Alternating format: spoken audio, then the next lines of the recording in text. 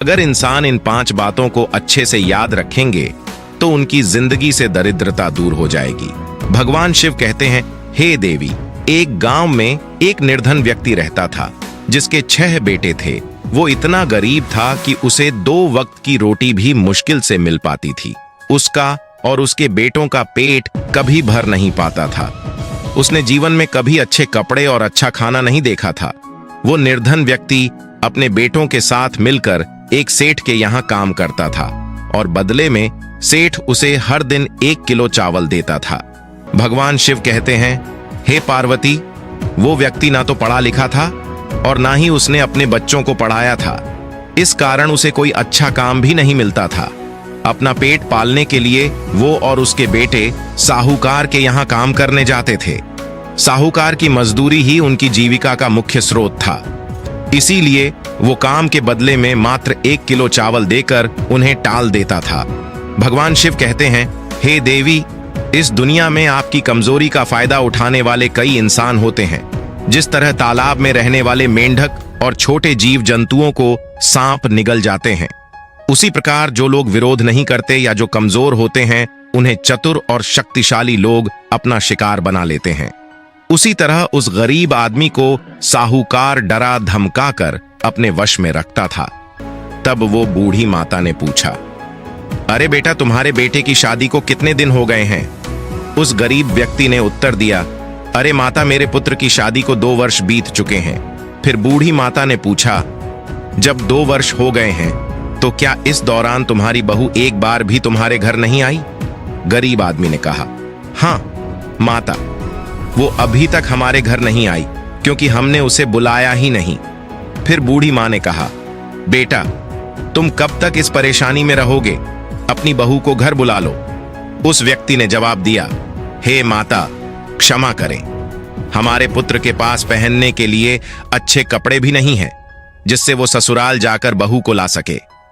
तब बूढ़ी मां ने कहा, अगर ऐसा है तो चिंता मत करो, मेरे घर से मेरे बेटे के कपड़े ले जाओ और अपने बेटे को पहनाकर उसे बहू को बुलाने भेज दो प्यारे। फिर वो अपनी पत्नी को लेकर घर की ओर चल पड़ता है।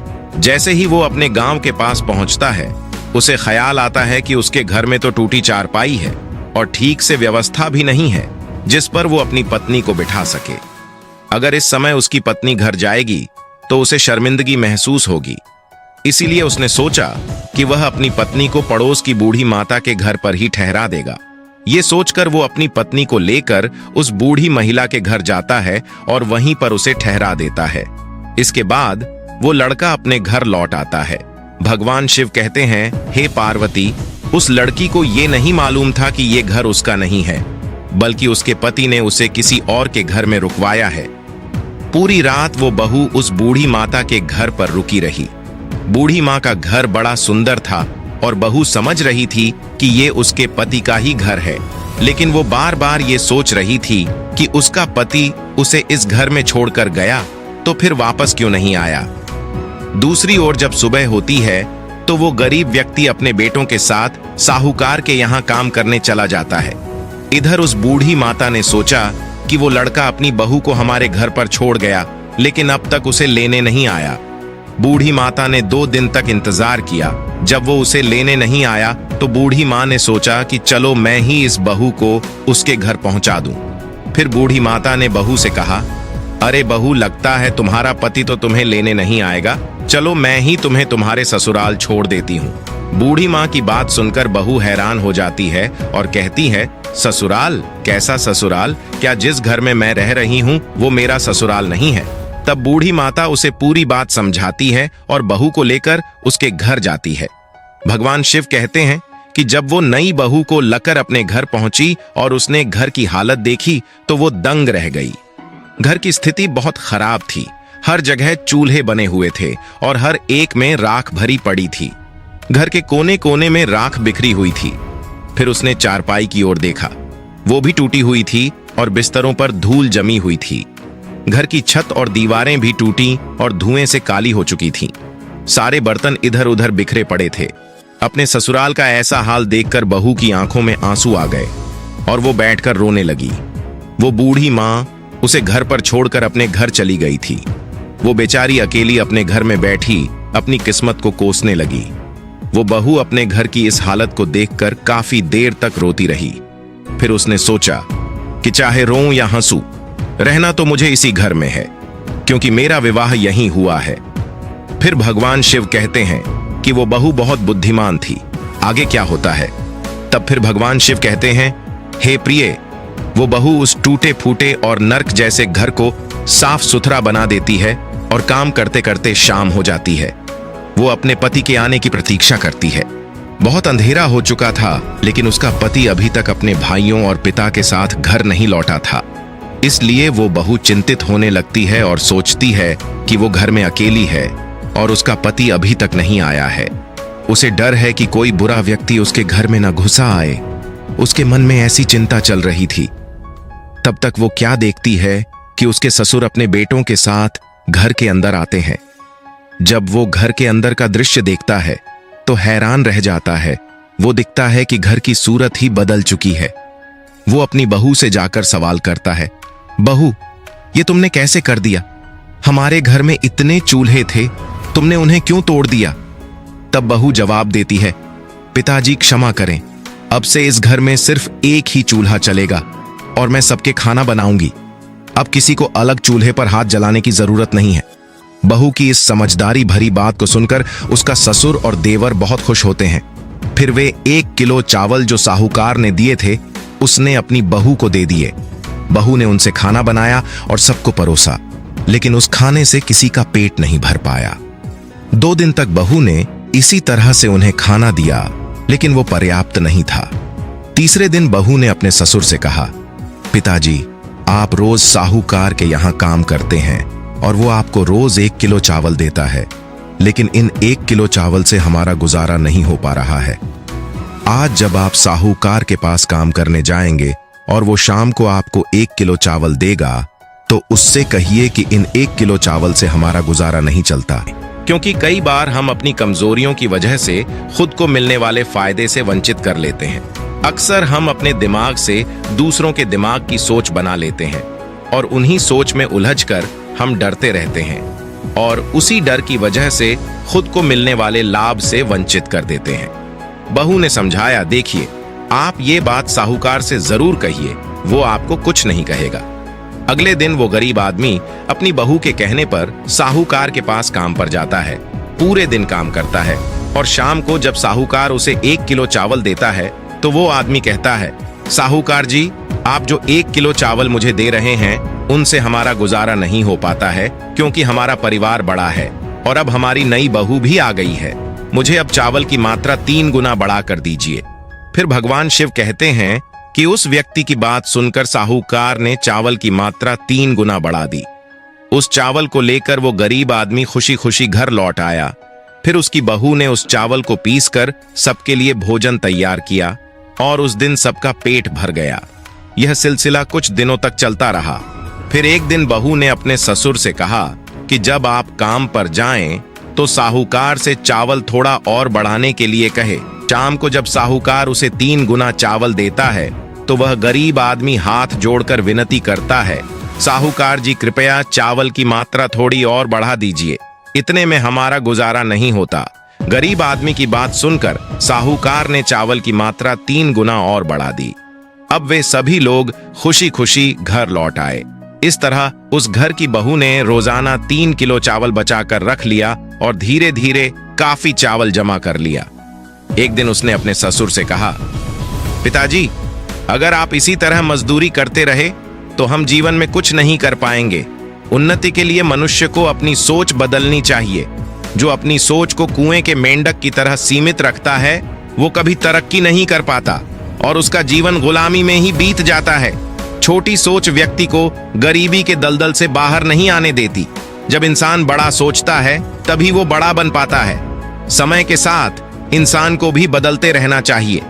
फिर भगवान शिव माता पार्वती से कहते हैं, हे प्रिय गरीब व्यक्ति की बहू ने उससे कहा, पिताजी, आप खुद का व्यापार क्यों नहीं शुरू करते? जब हम अपना काम करेंगे तो हमें ज्यादा लाभ होगा। उसकी बात सुनकर वो बोला, अरे बहू, तुम क्या कह रही हो? हमारे पास तो कुछ भी नहीं है, हम अपना काम कैसे कर सकते हैं? तब बहू ने कहा, पिताजी, जो चावल आप लाते थे मैंने उसमें से कुछ बचा कर रख लिया है। अब हमारे पास पर्याप्त चावल है। आप इसे बाजार में बेच दीजिए और एक छोटी दुकान खोल लीजिए। जब हमारा अपना काम होगा तो हमें अच्छा लाभ होगा। और एक किसान के रूप में अपनी खुद की दुकान खोली। धीरे धीरे उनकी दुकान अच्छी चलने लगी और उनका गुजारा भी बेहतर हो गया। शाम को जब वे दुकान से घर लौटते हैं और परिवार के साथ प्रेम पूर्वक भोजन करते हैं, एक दिन बहू ने उनसे कुछ कहा, पिताजी, जब भी आप घर आए कुछ ना कुछ साथ लेकर आए। भगवान शिव कहते हैं कि हे प्रिय, ऐसे ही कुछ दिन बीत गए। एक दिन क्या हुआ, जब वो आदमी दुकान से वापस आ रहा था तो उसे घर ले जाने के लिए कुछ नहीं मिला।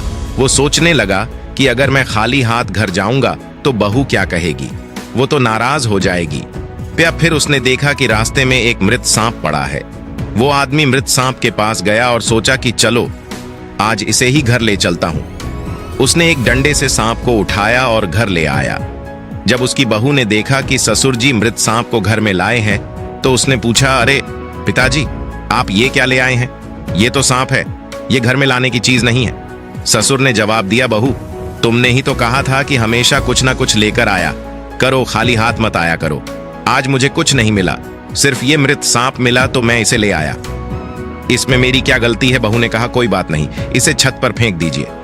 बहू ने सांप को छत पर फेंक दिया। फिर भगवान शिव माता पार्वती कहते हैं, हे प्रिय, इधर क्या हुआ कि एक दिन उसी शहर के राजा की रानी का एक कीमती हार एक चील उठा ले गई और आसमान में उड़ने लगी। वो चील उस हार को लेकर उस बहू के घर की छत के ऊपर से गुजरी।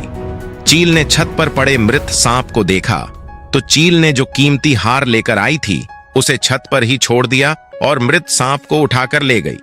जब अगले दिन वो बहू अपने वस्त्र सुखाने के लिए छत पर गई तो उसकी नजरें एक हार पर पड़ी। वो हार उठाकर ले आई और उसे देखकर बहुत खुश हुई, क्योंकि वो एक कीमती हीरे का हार था। उसने उस हार को अपने संदूक में छिपा दिया। इस बीच पूरे शहर में ये खबर फैल गई कि एक चील रानी का हार लेकर उड़ गई है।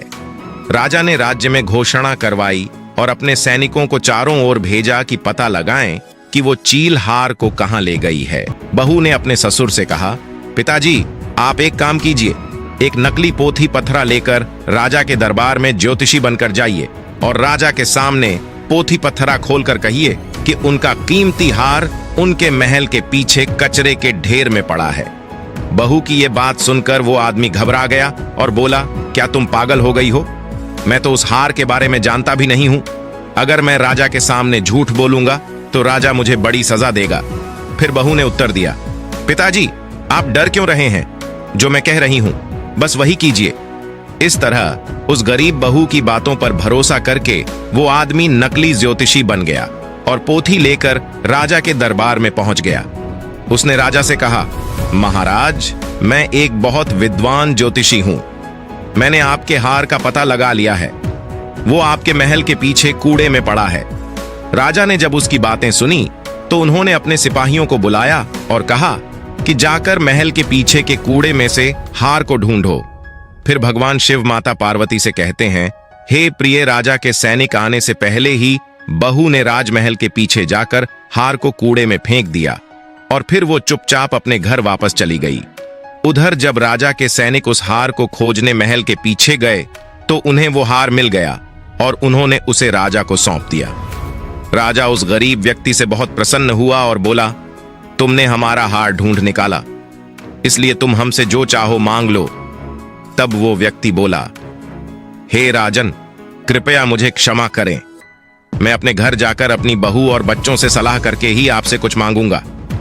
राजा ने कहा, ठीक है।